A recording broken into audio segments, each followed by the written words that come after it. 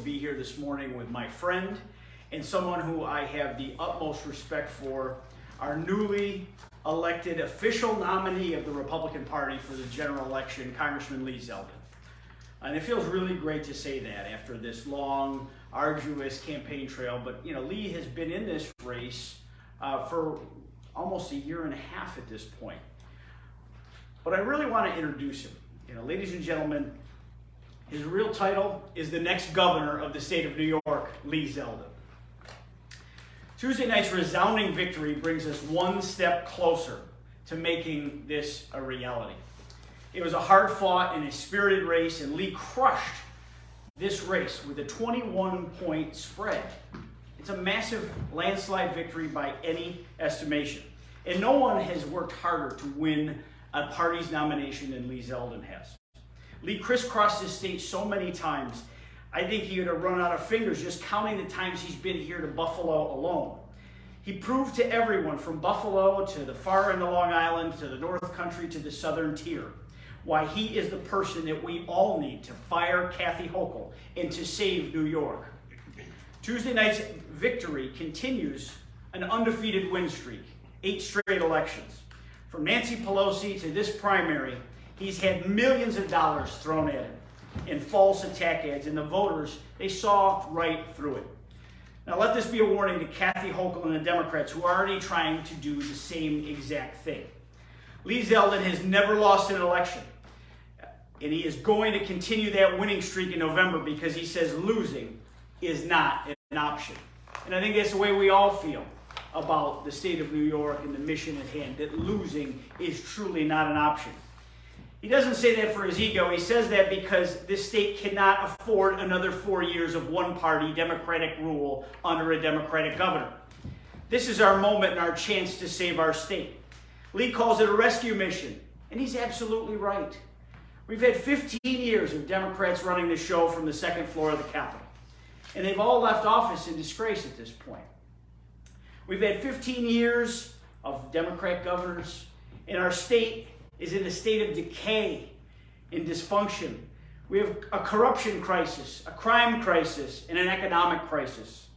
We're in real trouble, folks, in the state of New York. We woke up to news headlines this morning about a young mother pushing a baby stroller was shot in the head. And those headlines are just all too common. And just because it didn't happen in Buffalo, we can't be complacent about the public safety nightmare the Democrats have created. We will not sit idly by where mothers are being murdered pushing their babies in strollers. Violent crime is at an all-time high all over the state, including right here in Buffalo. Kathy Hochul and the Democrats, they want to blame COVID and gun laws. And it's just a bold-faced lie. They've turned the keys of our state over to criminals. They've stacked the deck in favor of criminals, from cashless bail to less is more to the Hatch Act. All of these laws add up to one simple thing. Criminals know that they can commit crimes and they won't face any consequences in this state. They're thriving under the system of so-called justice that was created by Kathy Hochul and the Democratic leadership. And that's what this all boils down to. It's not rocket scientists. But Kathy Hochul and the Democrats have already proven that they are unwilling to admit they were wrong and fix the problems. We will continue being dragged further and further left to satisfy the powerful base of her party. She chose in her first official act as governor a lieutenant governor who was the architect of the defund the police movement. He was a crook, and it was outed, and he had to resign. But more on that in just a second. Lee Zeldin, he chose a running mate in his first major decision in governance, who put on a uniform every day and dedicated her life to protecting others and to keeping people safe. The number one job of government is to keep people safe, and Kathy Hochul has failed at that job. There couldn't be a clear choice in this election. And our problems are not just limited to public safety. We also have an affordability crisis here in New York. And this problem has been confounded by the disastrous Biden agenda. But it didn't start with it. New Yorkers were already paying the highest taxes, the second highest energy costs in the entire nation. And we're already the worst place to retire in the state with the worst economic outlook. We already had the most job-killing regulations. We've been sliding in decline for years. One-party rule has pushed us to the brink, and if we don't change our course in this election, we're going to go straight off the cliff. New Yorkers have lost control of their government. Everything is controlled by one party and Democrats that have become so arrogant and so obsessed with their own power that they're focused on spending all of their time trying to amass more, making it permanent, instead of focusing on the needs of our average, everyday New Yorkers that are stuck paying the bills in this state. It's apparent in everything they do. Kathy Hochul is a phony, and Kathy Hochul is in over her head. She has already proven that she does not have the judgment or the backbone to tackle these critical issues. She's going to pull out every single trick of the playbook to try to distract us from the mess created by the Cuomo-Hochul regime. And this is the year that we wipe clean the stain of this corrupt administration. This is the year that we return power to the people of the state of New York. This is the year that we say yes to our job creators and our taxpayers and no to the government crushing our wallets. This is the year that we unleash energy production in New York State again. This is the year that we empower parents and their children's education again. This is the year that we restore law and order to our streets. This is the year that we save our state for the next generation and keep our families together. And this is our promise to New Yorkers. So join us on this mission. Be a part of our movement to say enough is enough. Be a part of this team and be a part of ushering in a new era for New York under our next governor, my friend Lee Zeldin. Thanks, Chairman. Some people, when they have a big win, the answer of what are they going to do next, where are they going to go, they say they're going to Disney World. For me, once we were done with our victory speech on Tuesday night, I said, we're heading to Buffalo. Got on the plane right away to come out here. We got to the hotel around 2 o'clock in the morning. I've been in Buffalo the entire time. And this has been an important place. Erie County, the entire region. I believe that for too long, the state legislators have not had the seat at the table that they should. That there are men and women who stand up to serve in Albany, and they come with that fighting spirit on behalf of constituents of Western New York, and unfortunately, they just haven't had the seat at the table they should. And when they don't have the seat at the table, it means their constituents don't have the seat at the table. I've lost count how many dozens of times I've been through Buffalo since entering this race April 8th of 2021. And that's why I've been here since the victory speech Tuesday night, and that's why we're going to keep coming back over and over and over again. The top two issues of this campaign, crime and public safety, and the economy. No matter how hard Kathy Hochul tries to talk about issues other than those two, the reality is those are the top two issues in this campaign. Now, I'm saying that because New Yorkers are telling us that these are the top two issues to them. It's not Lee Zeldin deciding what the top two issues are. That's not how this works. It's not about Kathy Hochul deciding what the top two issues are in this campaign. That's not how this works. New Yorkers are hitting their breaking point right now. We lead the entire country in population loss. Ask them, why are they leaving? Ask New Yorkers still here who are upset about those in their family, friends, and neighbors who have gone. Why did they go? If you ask people who are thinking about fleeing themselves, people who, by the way, every single day tell me, if you don't win this race, I'm leaving. Ask them, what are your top two issues? They'll say crime and public safety and the economy. So therefore, if that's what New Yorkers are telling me are the top two issues to them, I'm going to be spending as much time as I possibly can focused on solutions to those issues so that they can stay here. And that's the job of the governor of the state of New York. I believe that there's a lot that we could be doing to secure our streets. As the chairman mentioned, the implementation of cashless bail has been a disaster. I support repealing it. I believe that judges should have discretion to weigh dangerousness and flight risk and past criminal record and seriousness of the offense on far more offenses.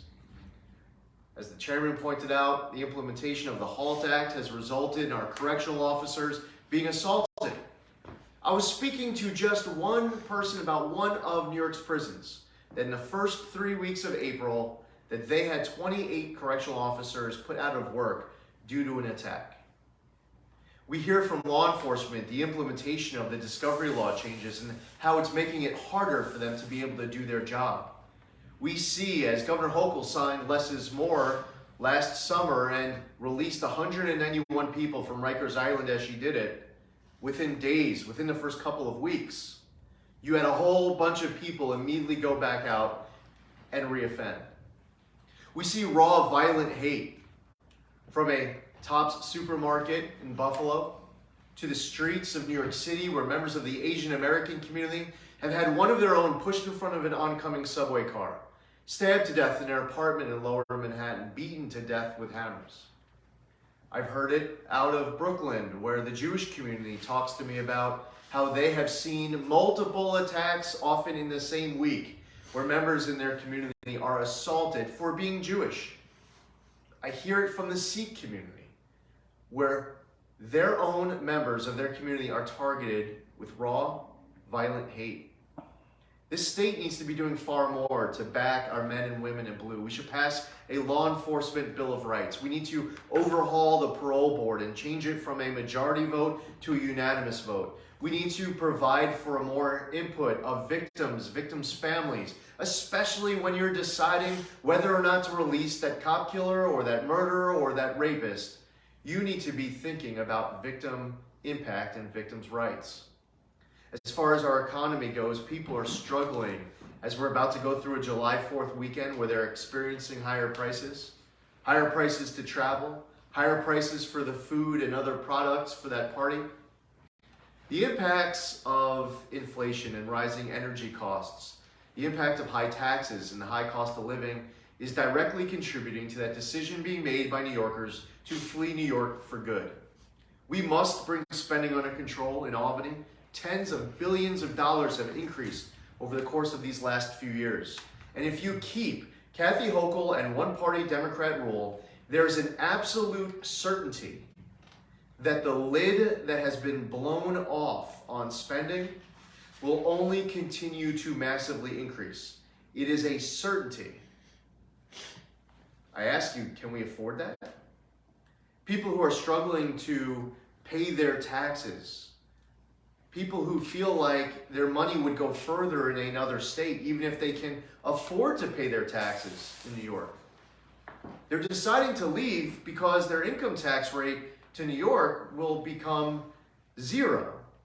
And by the way, they could go to another state where their income tax rate could be 0 there. We have to make the math work and cut taxes across the board. We need to enact the largest tax cut in the history of New York. We also have to tap into our own resources to safely extract natural gas in the southern tier and some other counties that are asking for this. They want to do it. Now all New York will benefit from it, from the added jobs and the generated revenue, the lower energy costs, the revitalized communities. The communities in the southern tier look across the border into Pennsylvania, where they're extracting these natural resources, the same resource of the same shales. And by the way, none of what was threatened up in Albany to get the ban enacted is actually happening elsewhere. They're laughing at us. Now, for those up in Albany, not only do they not want to be able to tap into a resource and approve new pipelines that should be getting approved, they want to go further in their agenda that would make life in New York more unaffordable. They want to enact a statewide ban on all gas hookups statewide. And they're wrong for doing it. So I'm going to spend the next 4 months between now and November 8th focused on the issues that New Yorkers tell me are most important to them. When a parent talks to me about their son and daughter's education, when I go to visit the community around Top Supermarket in Buffalo, and I hear about the poor performance of the public school and how the students who are there are not achieving the educational outcomes that they deserve and that they need to be hit. that because of a teachers' union, we are denying school choice to those kids. We need to fight for them. They don't even get a vote. Educational savings accounts, tax credits for school choice, lifting the cap on charter schools. I believe that all students deserve access to a quality education. We'll focus on other issues that are important to New Yorkers, but my message to Kathy Hochul is no matter how hard she runs away from this, no matter how badly it pulls for her, no matter how badly her lack of solutions are on these issues that matter most to New Yorkers, she will not run away from this debate. She will not be able to run away from accountability. And for the future of our state, she shouldn't be able to. I believe that she's in over her head. I believe that she's a walking identity crisis. You see it with the way that she evolves on this, and she evolves on that, and she evolves on this, and she evolves on that. That's her word. She's evolved. The fact is, she's trying to be a different person than the person you all have known her to always be, because she wants to win an election. I'm the same person I've always been. My feet are grounded. I believe that public service is about serving the public, not being served by the public. I believe that you provide people information. They make their own decision as to what's best for them and their families. Kathy Hochul is calling on New Yorkers to be her apostles. I look at New Yorkers as constituents, as residents, as New Yorkers, as voters. And I believe that New Yorkers want to be in control of their government, not be ruled by their government. So it actually doesn't even require a bill. It doesn't even require an executive order for what is the most important thing that we need a governor and lieutenant governor to do. That's to bring honor and integrity to the office, to bring transparency, to be here in front of the media when it matters most. When a budget is being finalized, you don't go into hiding, you answer the tough questions. And that you get to elect a governor and lieutenant governor on November 8, 2022, who's still there at the end of that 4-year term. And for New Yorkers who are used to what is now their third lieutenant governor in under a year, they deserve that. So we're going to bring that honor and integrity. We know what bills to pursue. We know what policies are important to New Yorkers. We know what to do starting on day one to have a historic, great first day in office. And we're committed to go all in on behalf of New Yorkers who are asking for us to focus all in on these issues, taking nothing for granted in all 62 counties of this state. But I'll tell you what, Buffalo, you've seen me a lot, many dozens of times since we got in this race. You will keep seeing me over and over and over and over again because it is my job all across Western New York, all across all the counties and all the regions of this state for everyone to have a voice and representation, to have a seat at the table, and for us to truly restore New York to glory. Thank you all for coming out. I'd be happy to answer any questions you have. Congressman, you've been silent on abortion since becoming the Republican nominee for governor. However, in the past, you've co-sponsored federal legislation banning abortions after 20 weeks. If you become the governor of our state, will you attempt to roll back existing abortion laws in our state? First off, and actually I was here in this room for many interviews yesterday. I spent a lot of time yesterday answering a lot of questions from media, and this topic came up a lot yesterday. And among, by the way, many other topics, because I'll answer whatever questions media wants to ask me on anything. So I'm pro-life, but I found that people who consider themselves to be pro-choice agree with me when I talk about how New York should not have non-doctors performing abortion. When I talk about why it would be wrong to have late-term partial birth abortions, people who consider themselves to be pro-choice agree with me. I talk about why we should have more informed consent, that we should have parental consent. I believe that we should be doing more to promote adoption. These are positions of mine, policy positions of mine, that I have found people who consider themselves to be pro-choice, many of them agree with me. Now I feel like on this issue it's been too much division, where people talk past each other and not to each other, and that's really unproductive. I think it's our job, even on the most difficult topics, they might be the most controversial, that we try to find common ground however possible. To directly answer your question, those 5 specific policy proposals I just mentioned are ideas that I have, that I believe in, that I have found that people in New York who consider themselves to be pro-choice, many of them agree with me with. Congressman, you already know that the Hopeful campaign is trying to brand you as an extremist. And they are certain to come up with the fact that didn't you actually vote to decertify the 2020 election results and support Donald Trump? And people are going to say that's a law and order issue as well when it comes to our national government. How would you respond to that? Well, there are two states that I objected to. And by the way, every January 6th, every single time a Republican has won the presidency over the course of many decades, on the same day, in the same place, as far as the same constitutional process, Democrats have debated their objections. January 6, 2021, the objections that I debated on the floor were related to non-state legislative actors changing the ways in which the election was administered. They did it in the name of COVID. Now, there will be future natural disasters, there will be health emergencies, there will be more that will come up that will be surprises. I remember 2012, Superstorm Sandy hitting. It hit New Jersey hard. I remember it hit New York hard. And Governor Christie was asked a question about polling locations that were flooded. And he said, well, that's not my problem. You can go ask the politicians, they can deal with it. And I remember that one hit close to home for me, because access to those polling locations, it was an issue for us locally as well, where homes and businesses were flooded out. You can get surprises at the 11th hour.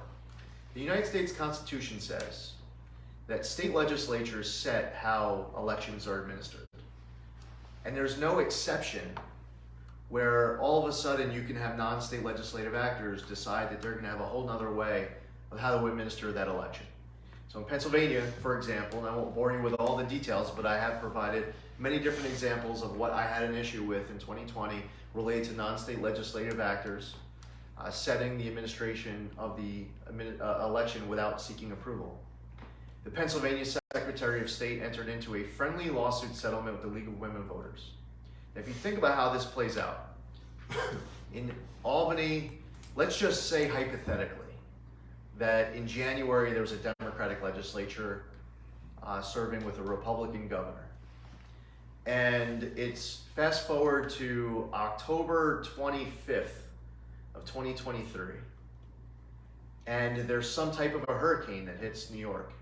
And I, with the power that I whereas heretofore grant upon myself, sign some type of an emergency power where I change how the election is administered however I want to change it. I'd be wrong to do so without seeking the state legislature's approval. That's what I stated on the floor of the House of Representatives that day. It's the same concern I have today, and regardless of whether you're talking about 2024 or 2026 or 2028, going forward, and regardless of whether your candidate comes in first or second in any given election, what's very important is that we all agree now on what our understanding is of what the Constitution provides, because there will be emergencies again in the future. And when that happens, I don't want to see non-state legislative actors deciding that they're just going to change how an election is administered in the name of what we saw, the pandemic. I'll give you one last example. In Wisconsin, some county elections official gave voters in his county direction on how to get around the state's voter ID law and signature verification law. He didn't have the authority to do it, but he did it anyway. And there's so many other examples just like that. And I think that remains an important topic today. And it's an important topic as we look to the future and future elections. I got to ask the follow-up though, obviously. What about January 6th? What's your opinion of what happened there? Oh, as I weighed in, as it was happening, I was on the floor of the House of Representatives. I imagine you're asking about the people who entered the Capitol, right? I don't want to make a bad assumption. So I was on the floor of the House of Representatives when it happened.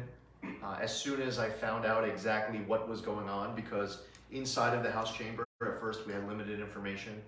I instantly put out public statements across social media platforms. I put out a statement to the media, which got picked up as well, that they needed to get out of the Capitol, that they were wrong for the violence that we saw, the looting that we saw. There were people who were getting hurt. That is not how this country should ever witness any day inside of the United States Capitol, where people are taking matters upon their own hands. They're breaking windows, they're stealing things, they're hurting others. All of that was absolutely wrong, and I've weighed in on that since the very first moment I first learned of it, and I was still in the Capitol when it happened. At noon today, Governor Kathy Hochul, as you know, is convening a special legislative session to protect New York's existing concealed carry permit laws after the Supreme Court overturned them. What is your stance on New York's concealed carry, and also how do you feel about our red flag law? New York's concealed carry law was unconstitutional. That's why the Supreme Court overturned it. And we have to view this issue where we understand that law-abiding citizens who want to safely and securely secure a firearm for their own self-defense is different than a criminal who doesn't care what the laws are. And with the system that we currently have, they're able to commit crime after crime after crime, and they still somehow end up back out on the streets to carry out more offenses with firearms and otherwise.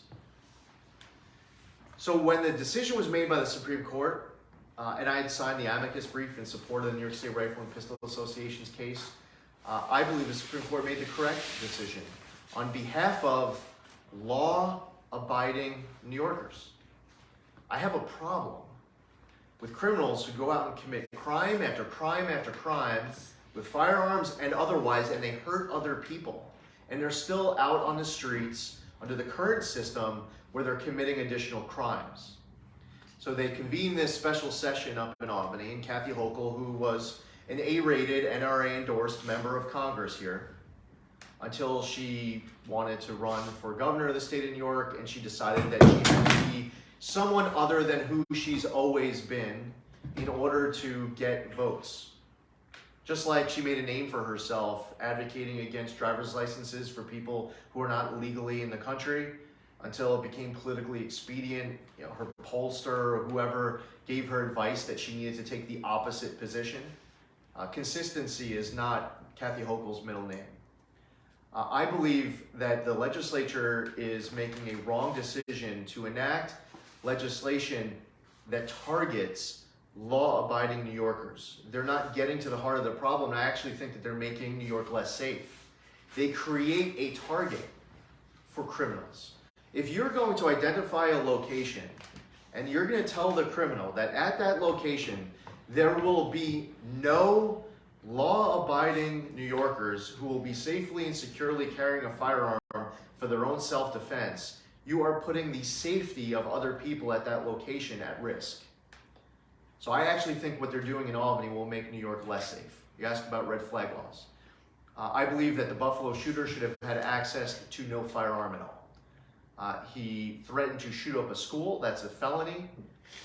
The fact that he was able to carry out the offense as he did is enraging because of the clear as day evidence that he presented to the government that he should not have access to any weapon at all to carry out an offense.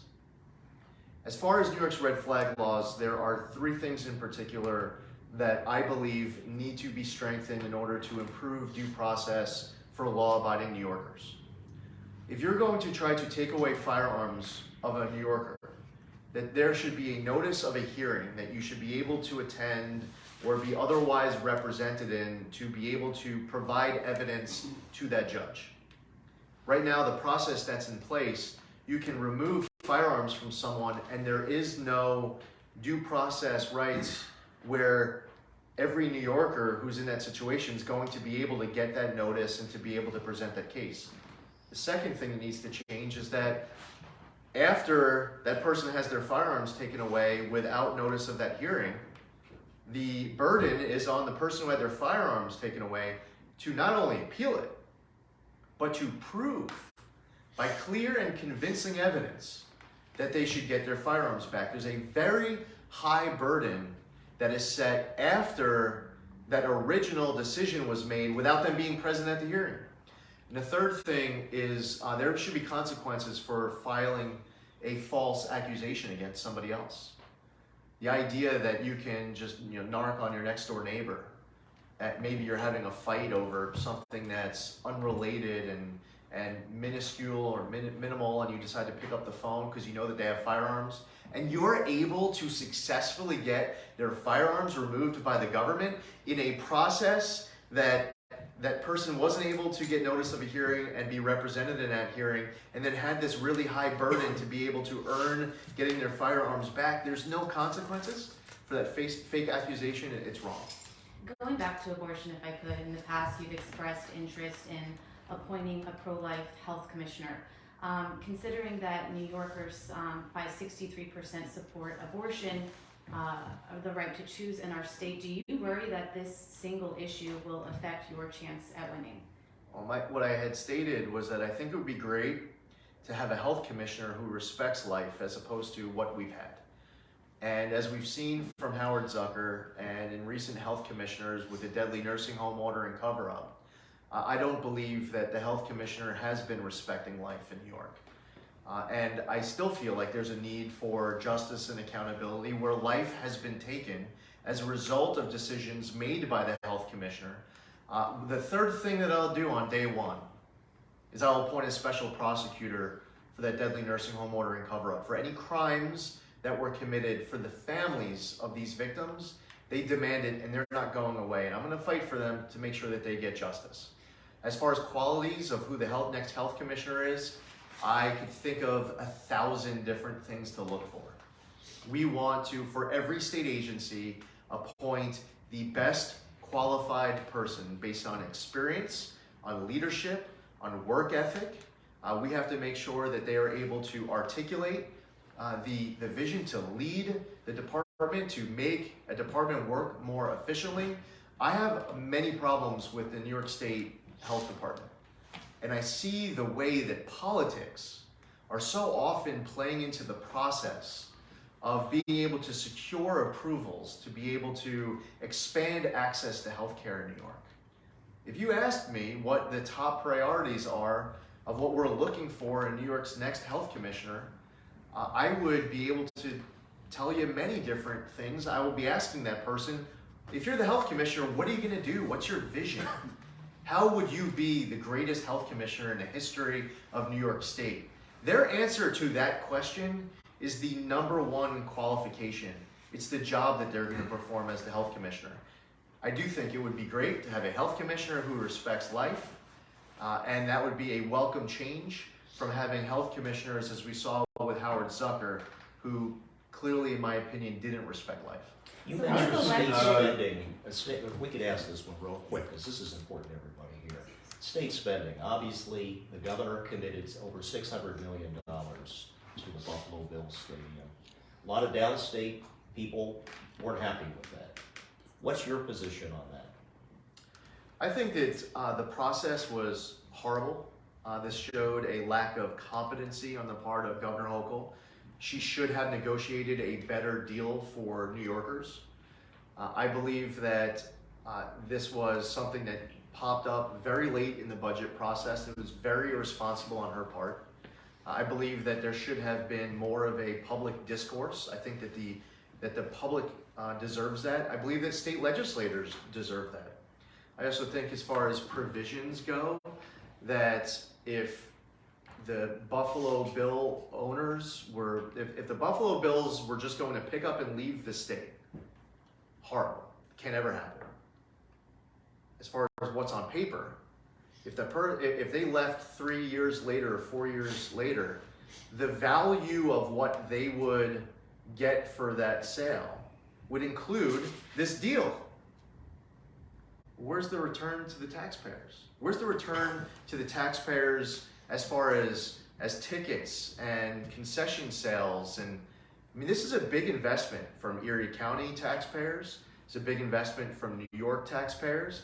I thought waiting until the 11th hour to do it, the lack of transparency, not staying in frequent contact with state legislative leaders, and the deal itself, the way that she didn't negotiate the best deal for New York is something that I have a huge problem with. Would you change that if you're elected? Could you do anything? I don't know if Well, you're the first question Yeah. is, what can you do? And ultimately, what is important is what's best for New York. We have loyal Bills fans who are excited about their team, especially when you're 5, 6, 7 games into the season. They seem to always start, 5-0, 5-2. Every year, you always start looking like you're gonna make it. You're gonna make it to the Super Bowl that year. The loyalty of the Bills fans to their team is something beyond any other team loyalty that you see of any sport anywhere else in this state. To any professional team, to any college team, there is a special connection between the Buffalo Bills and the Buffalo Bills fans. As far as this particular agreement contractually of what we can do to improve upon it, I would welcome any options that are available to do so, but keep in mind that they're moving forward in a contractual agreement right now that where decisions are being made and they're putting pen to paper. Congressman, you mentioned all your visits to Buffalo, and I think if you go back in the records, you'll see that anytime a Republican has won statewide, he usually carries Erie County.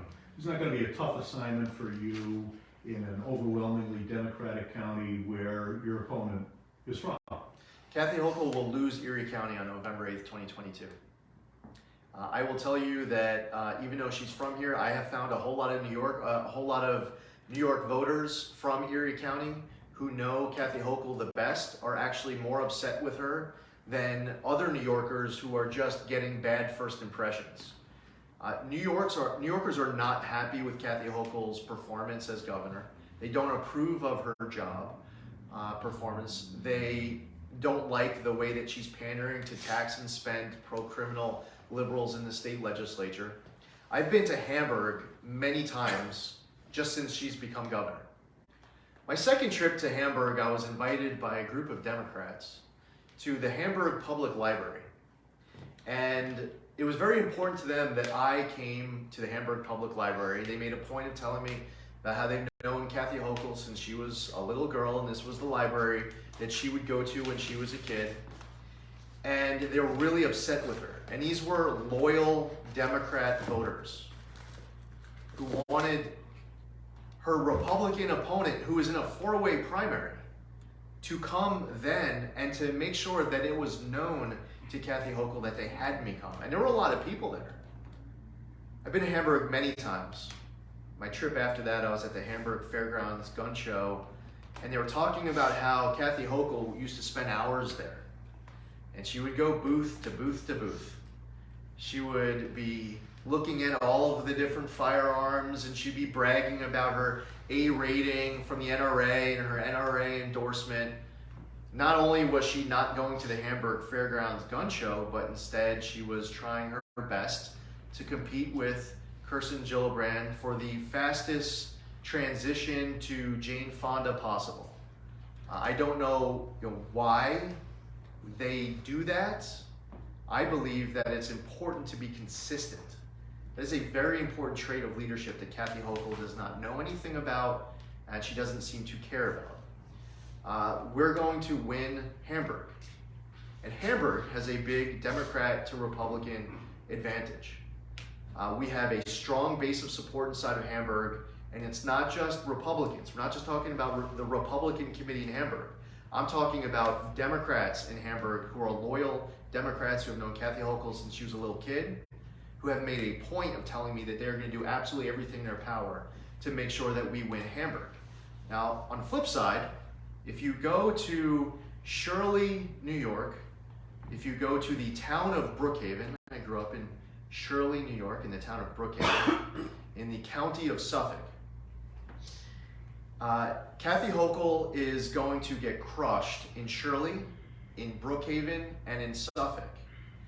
not only will she not be invited there by Republicans who have known me best to the local public library that not only did I grow up in, but that was where I had my first job. But she will end up losing that area. Maybe she breaks 30%. And that's blue collar America. This is a low to low middle income community. No one is given success in life. I was raised, my parents were divorced and remarried, or all four of my parents were union members. My father became a small businessman, but he was a CSEA shop steward when I was born. No one was handed success in life in that community. And I went K through 12 in a school district where my daughters now go to school today. And the reason why I wanted to raise my daughters in that particular school district is because they will learn that important value in life, that success is earned. And you can't just expect to be hitting some lotto ticket in life. You need a strong work ethic and you need the right values. But something is very striking to me about the level of support that we have right now in Hamburg, and we're going to win Erie County. Just a quick follow-up on that. Just to respond to that, she just got 85% or more of the Democratic primary here in Erie County. So are you saying there are a bunch of Democrats that didn't vote in the primary, they're going to come out in the general election and vote for you? Yes, absolutely. There are a lot of Democrats in Erie County who are disenfranchised Democrats. They feel like the party has left them. They don't like seeing how you have these politicians from 4 counties of New York. Basically, Albany is controlled by Manhattan, Bronx, Brooklyn, and Queens. And it's a very far left view of what the future of New York and America should look like. And every day, and by the way, every time I visit Erie County, I come across people who tell me they are Democrats and they're voting for me. In this great state, we have liberals, moderates, and conservatives. We have Republicans, Democrats, and others. The voter in Erie County is made up of registered Republicans and conservatives, who we're doing great with. Independents, who if the elections today, we would handily win. And then you have a group of Democrats who are not happy with the direction of the Democratic Party. In this state, we don't have to win the Democratic vote, but there absolutely are a lot of Democrats who will be voting for us, and they tell me firsthand every time I visit. All right. Thanks, everybody. Do you have a figure in mind about how much it's going to cost to win this election? I mean, lots of times people throw around figures of $30 million to win a statewide election. Do you have any kind of goal like that in your fundraising? Our total spend for this campaign will be at least 25 to 40 million. And that doesn't include independent expenditures. So that's for the general? Oh, for the whole campaign. We've been operating this campaign Gotcha. In that range of at least 25 to 40 the whole time. It shifts due to different dynamics, one of which was the primary. We ended up spending money to get our message out in the primary, and almost all of our funds during the primary was spent on a message that was winning us votes for the general election. If you go back and you watch all of our TV ads, these were TV ads that were almost always Zeldin versus Hochul. So it gave us a solid head start on the general election. The primary election helped us to win the general. As we saw on primary night, I got a phone call from Andrew Giuliani and Rob Astorino, and they were telling me they wanted to do whatever they can to make sure that we win. This party has not been this united in a very, very long time. Statewide, everyone's feeling very good about Tuesday's results. We've seen a big fundraising boost just since the primary night. All sorts of people coming out of the woodwork wanting to host fundraisers and donate to the campaign, and that's fantastic. But I would say that if I was to sum up the range, right now it's at least 25 to 40. One more. This is last the, week. the key demographic a lot of people are talking about, the suburban, moderate, college-educated woman that has vacillated sort of between Trump to Biden and seemed to be coming back to the Republican Party for this election. Are you worried at all that with abortion rights becoming a sort of centered issue that you might be losing that demographic? The issues most important to New Yorkers, crime and public safety and the economy. And for that suburban voter who you described, who's thinking about the future of their family in New York, they're thinking about the security of their family, they're thinking about the cost of living here, the opportunity for their kids. They want to raise their kids, and then they would be able to start their families here. They're concerned about COVID mandates and the quality of education in our schools. It's not about what Lee Zeldin would want the top issues in September and October to be, and it's not about what Kathy Hochul would want the top issues in September and October to be. It's about what the voter is saying is their top issue. And if you ask them what is your top issue, they're telling you that their top issues are crime and public safety and the economy. So I am going to focus on those issues because that's what New Yorkers are telling me are the most important issues for them. And the contrast with Kathy Hochul on these issues could not possibly be any starker. We have not seen rock bottom yet in the state, but we will see rock bottom if Kathy Hochul gets 4 more years in office. Thanks, everyone. Can we just Nick, get can one we question? ask